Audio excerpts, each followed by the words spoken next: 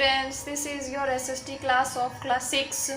So please open your books. Today we taught the topics of our planets and their satellites. So please open your books. Today's first topic is the moon. Moon एक natural satellite है हमारे अर्थ का.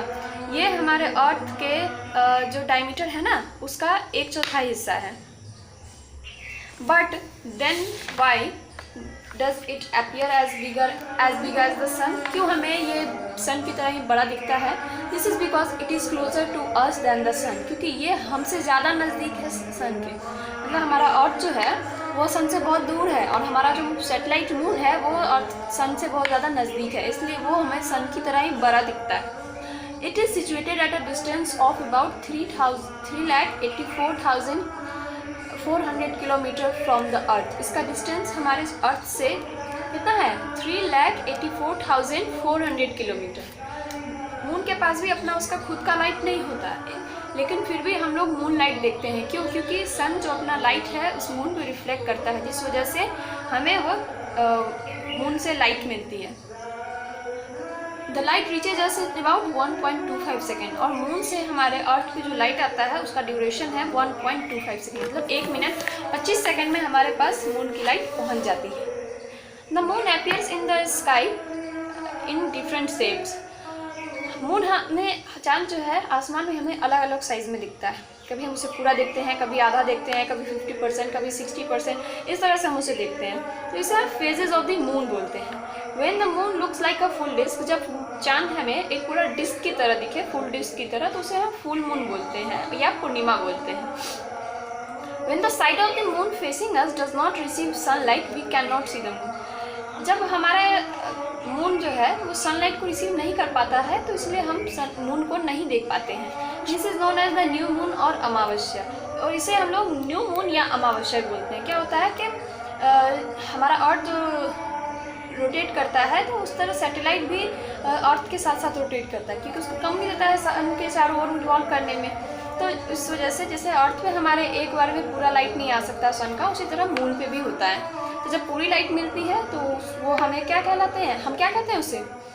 Full moon या पूर्णिमा. और जब light नहीं मिलती है तो उसे न्यू मून या अमावस्या बोलते हैं. एक रेवोल्यूशन कंप्लीट करने में मून को करीब 27 डेज एंड 8 आवर्स लगते हैं. This time period is almost the same as the time it takes to complete one rotation on its axis. ये सेम पीरियड है. मतलब एक मून को अपने सैटेलाइट पे रोटेट करने के लिए भी इतना ही समय लगता है, करीब 27 डेज एंड 8 आवर. और एक सन का पूरा रेवोल्यूशन कंप्लीट करने में भी इतना ही टाइम लगता है. As a result the same side of the moon is always facing towards us. इसलिए हमेशा हमें एक ही जैसा चांद का फेस देखने को मिलता है, मतलब कभी कम कभी ज़्यादा, एक बराबर में. We are not able to see the other side of the moon from the earth.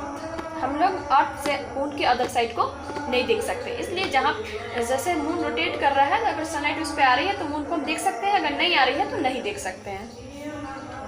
The surface of the moon has mountain peaks, plains and craters that make the surface extremely rugged. As a result, the reflection of the sunlight from every part of the moon surface is not uniform. That is why if we look at the moon, we can see some dark spots on its surface. पता है हमारे चांद पे बहुत सारे mountain peaks हैं, गड्ढे हैं, जिस वजह से क्या होता है कि सनलाइट जो है वो पूरी मून सरफेस पे एक जैसी नहीं रह पाती. तो अगर रात को आप ध्यान से चांद को देखेंगे तो आपको ऐसा लगेगा कि चांद में कुछ धब्बा है. लोग कहते हैं ना चांद में दाग है. तो वो क्या होता है, उसमें जो गड्ढे बने हुए या माउंटेन पीक्स है वहाँ पे सनलाइट एक बराबर नहीं जा पाती, तो वहाँ से रोशनी नहीं आती है. तो क्या होगा कि वो हम अगर ध्यान से देखेंगे रात को चांद को तो उसमें काला काला धब्बा दिखाई देगा, डार्क स्पॉट्स. मून का भी अपना कोई एयर ना वाटर कुछ भी नहीं होता है. Since the moon has no atmosphere, वहाँ पे भी कोई एटमॉस्फेयर नहीं है. Days are very hot while nights are extremely cold. इसलिए वहाँ पे दिन बहुत गर्म होती है और रात बहुत ठंडी होती है. Scientist have sent many spacecraft to the moon to gather more information about it. हमारे साइंटिस्ट जो है ना बहुत सारे स्पेसक्राफ्ट मून पे भेज चुके हैं उसके बारे में और इन्फॉर्मेशन जुटाने के लिए. नेक्स्ट टॉपिक है हमारा एस्ट्रॉयड, फिर है मेटर्स और फिर कॉमेट. तो एस्ट्रॉइड्स क्या होते हैं? बहुत छोटे छोटे ना सेलेस्टियल बॉडीज जो होते हैं प्लैनेट्स की तरह सन के चारों ओर रिवॉल्व करते रहते हैं, तो उसे ही हम एस्ट्रॉइड्स बोलते हैं.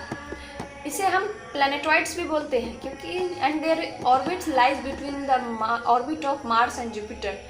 और इसका जो ऑर्बिट है वो मार्स और जुपिटर के बीच होता है, मतलब ये मार्स और जुपिटर के बीच में ही सन के चारों ओर रिवॉल्व करते हैं।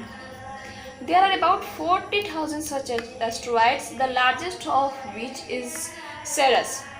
करीब 40,000 एस्ट्रॉइड हैं हमारे सोलर सिस्टम में और सबसे बड़ा जो है उसे हम सेरस बोलते हैं।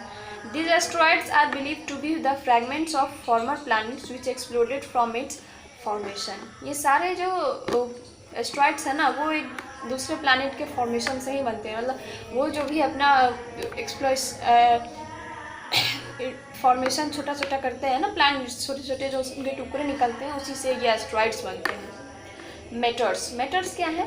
ये एक छोटे छोटे पत्थर की तरह हैं जो सन के चारों रिवॉल्व करते हैं। Some of these particles entered the Earth's atmosphere with great velocity and due to friction they heated up and starts glowing।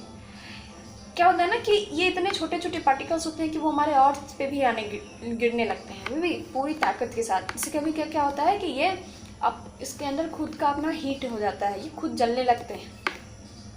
That is why meteors are also called shooting star, इसलिए इसे shooting star, टूटता हुआ तारा भी बोलते हैं।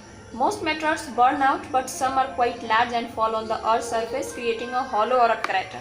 कभी कभी क्या होता है ये हमारे अर्थ पे गिरने से पहले ही जल के खत्म हो जाते हैं, लेकिन कुछ क्या होता है, कुछ बड़े होते हैं जो जलते जलते हमारे अर्थ पे गिर जाते हैं और उस जगह को जला देते हैं या उस जगह गड्ढे टाइप के बन जाते हैं। They are then called meteoroids, और फिर इसे हम एक नया नाम दे देते हैं मेट्रॉइड्स का। The meteor crater is in Arizona USA have been formed by a large meteorite। एक मेटर है छोटा सा, मतलब बड़ा है वो, उसका नाम है क्रैटर, जो USA के एरिजोना में गिरा था, जिसे लोग बाद में सबसे बड़ा मेट्रॉइड का नाम दे दिए। नेक्स्ट है हमारा कॉमेट, सबसे लास्ट टॉपिक है। Comets are the glowing heavenly bodies revolving around the sun in elongated orbit। They are mostly made up of dust, ice particle and gases। Comet जो है वो भी एक ग्लोइंग हेवनली बॉडीज है, मतलब चमकीले टाइप के जो पदार्थ हैं वो सन के चारों ओर रिवॉल्व करते रहते हैं। ये ज़्यादातर किस चीज़ के बने होते हैं? डस्ट से या आइस पार्टिकल से या गैसेस से। Most comets have a head, a nucleus and a tail. बहुत सारे कॉमेट्स ऐसे होते हैं ना, सबसे ज़्यादातर कॉमेट्स जिनके पास का हेड, एक न्यूक्लियस बॉडी होता है, एक टेल भी होता है। When they approach the sun, the gas gets heated up and start glowing। क्या होता है जब ये सन के करीब आने लगते हैं तो इनका जो गैस है वो गर्म हो जाता है और ये जलने लगते हैं। कॉमेट्स में भी पीरियडिकल और नॉन पीरियडिकल, ये समय समय भी आ सकते हैं और कभी भी आ सकते हैं। Periodical comets can be seen at fixed interval. Periodical comets जो होते हैं जो समय समय पर आते हैं उनका एक फिक्स्ड टाइम होता है। Halley's comet is a good example of periodical comet.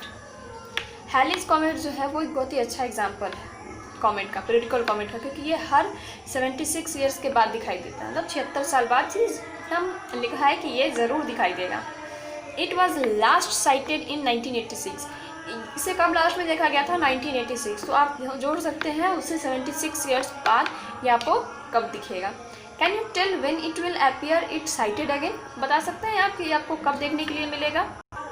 मतलब 2052। Non-periodical comets appear for a short period and then disappear suddenly। non-periodical comets होते हैं ना, वो दिखाई देते हैं और अचानक से गायब भी हो जाते हैं, उनको ना के बराबर ही माना जाता है। तो आई थिंक आप लोगों को कोई दिक्कत तो नहीं होगी पूरे चैप्टर में। अगर कोई प्रॉब्लम हो तो पूछ सकते हैं। Thank you.